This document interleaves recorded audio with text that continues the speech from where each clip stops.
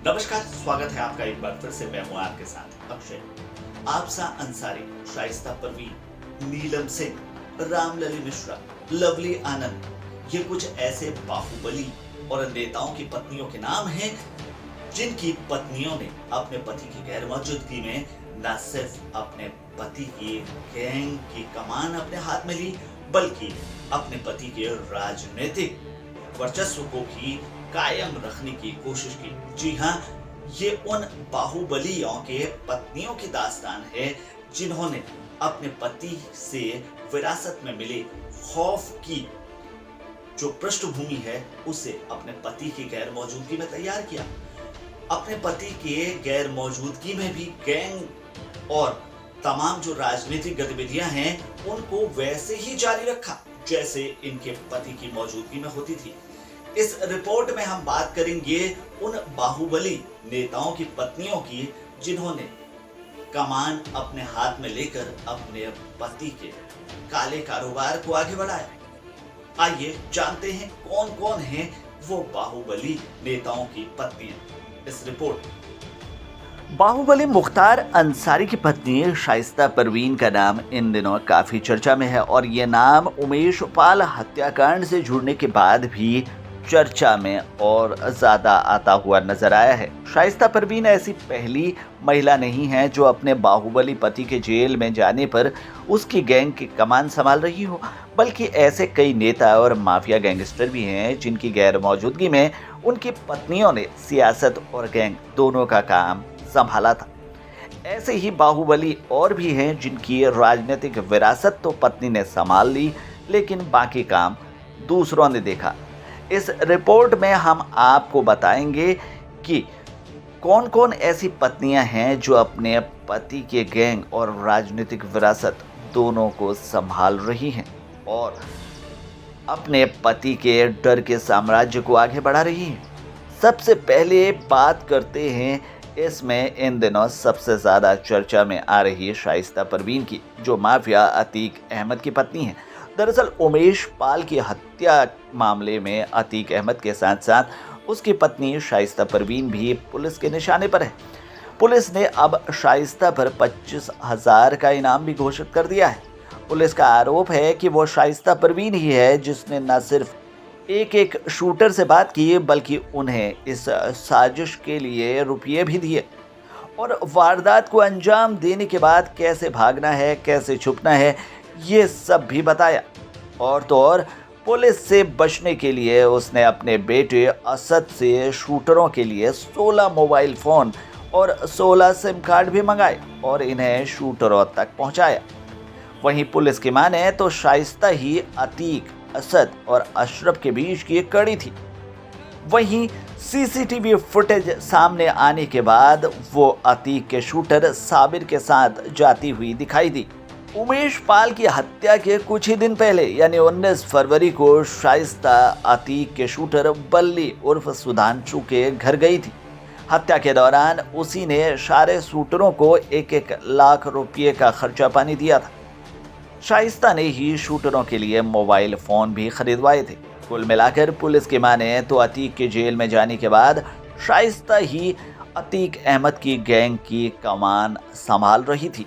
इसी कड़ी में दूसरा नाम आता है आशफा अंसारी का, जो पत्नी है मुख्तार अंसारी की। बाहुबली नेता और गैंगस्टर मुख्तार अंसारी की पत्नी आशफा अंसारी का नाम कई बार चर्चाओं में आ चुका है। कानपुर में गैंगस्टर विकास दुबे के एनकाउंटर के बाद अपने पति मुख्तार अंसारी की जान को भी आफसा ने खतरा बताया था। मुख्तार पिछले कई सालों से जेल में बंद है, लेकिन जेल के बाहर उनके सारे काम उनकी पत्नी आशफा ही संभाल रही है। जनवरी 2022 में आशफा के खिलाफ मऊ जिले में दक्षिण टोला थाने में गैंगस्टर एक्ट के तहत FIR दर्ज की गई, जिसे आफसा ने चुनौती दी, लेकिन इलाहाबाद हाईकोर्ट ने उसे राहत देने से इनकार कर दिया। इसके बाद आफसा सुप्रीम कोर्ट पहुंची, लेकिन सुप्रीम कोर्ट ने हाईकोर्ट पर ही पुनर्विचार याचिका दायर करने का आदेश आसफा को सुनाया। इससे पहले आसफा अंसारी को फरार और घोषित भी कोर्ट ने करार दे दिया था। तीसरा नाम इसमें आता है ब्रजेश सिंह की पत्नी अन्नपूर्णा सिंह का। माफिया गैंगस्टर अरुण सिंह उर्फ ब्रजेश सिंह की कहानी में भी उनकी पत्नी अन्नपूर्णा सिंह का अहम रोल है। भले ही अदालत ने पिछले साल 13 साल बाद माफिया डॉन ब्रजेश सिंह को वाराणसी के सेंट्रल जेल से रिहाई दे दी हो, लेकिन इससे पहले तक ब्रजेश सिंह जेल में बंद रहा। तब उसका सारा काम उसकी पत्नी अन्नपूर्णा सिंह संभालती रही। वो जेल से बाहर रहकर भी छवि को दुरुस्त करने की कवायद करती रही और एमएलसी बनकर उत्तर प्रदेश की विधानसभा में जा पहुंची। ब्रजेश सिंह पर उत्तर प्रदेश पुलिस ने 5 लाख का इनाम घोषित कर रखा था। साल 2008 में दिल्ली पुलिस की स्पेशल सेल ने ब्रजेश सिंह को उड़ीसा के भुवनेश्वर से गिरफ्तार किया। तभी से वो जेल में बंद था और उसकी पत्नी अन्नपूर्णा सिंह सारा कारोबार और सियासी काम संभालती थी। इससे पहले साल 2010 में भी अन्नपूर्णा सिंह बसपा से एमएलसी चुनकर सदन में पहुंची थी। वहीं अब बात करते हैं बाहुबली विजय मिश्रा की पत्नी रामलली मिश्रा की। दरअसल भदोही के ज्ञानपुर विधानसभा सीट से कई बार विधायक रह चुके बाहुबली विजय मिश्रा की पत्नी रामलली मिश्रा भी अपने पति के साथ हर सुख दुख में खड़ी रहती थी। विजय मिश्रा के जेल में जाने के बाद उनकी पत्नी रामलली ने सारा काम संभाला। इसी दौरान वो सियासत के मैदान में भी आ गई। एमएलसी बनकर वो यूपी के उच्च सदन में जा पहुंची। हालांकि आगे का सियासी सफर उनका आसान नहीं रहा। अक्टूबर 2019 में जेल में बंद विधायक विजय मिश्रा के साथ साथ उनकी एमएलसी पत्नी के खिलाफ भी विजिलेंस की शिकायत दर्ज की गई। इसके बाद जांच में पता चला कि उन्होंने हलफनामे में जो संपत्ति घोषित की थी उसमें कई गुना ज्यादा संपत्ति उनके पास मौजूद थी। इसलिए मिश्रा दंपति के खिलाफ आय से ज्यादा संपत्ति का मामला दर्ज किया गया। साथ ही उन दोनों के खिलाफ भ्रष्टाचार निवारण अधिनियम के तहत भी कार्रवाई की गई। इसी कड़ी में अगला नाम आता है नीलम सिंह का, जो हैं अनंत सिंह की पत्नी। बिहार के बाहुबली नेता और मोकामा के पूर्व निर्दलीय विधायक अनंत सिंह को कौन नहीं जानता। उनकी पत्नी नीलम सिंह है। अनंत सिंह को जून 2020 में एमपी एमएलए कोर्ट ने सजा सुनाई, जिसके चलते उसे जेल जाना पड़ा और विधानसभा की सदस्यता भी चली गई। ऐसे में उपचुनाव का ऐलान हुआ तो नीलम सिंह को आरजेडी ने चुनावी मैदान में उतारा। नवंबर 2022 को अनंत सिंह की पत्नी नीलम सिंह वहां से विधायक बनकर बिहार के सदन में जा पहुंची। हालांकि इससे पहले उनका सियासत से कोई लेना देना नहीं था। उन्हें गृहिणी के तौर पर देखा जाता था, लेकिन पति के जेल जाने के बाद नीलम सिंह ने मोर्चा संभाल लिया और वो पति का सियासत और कारोबार संभालने लगी।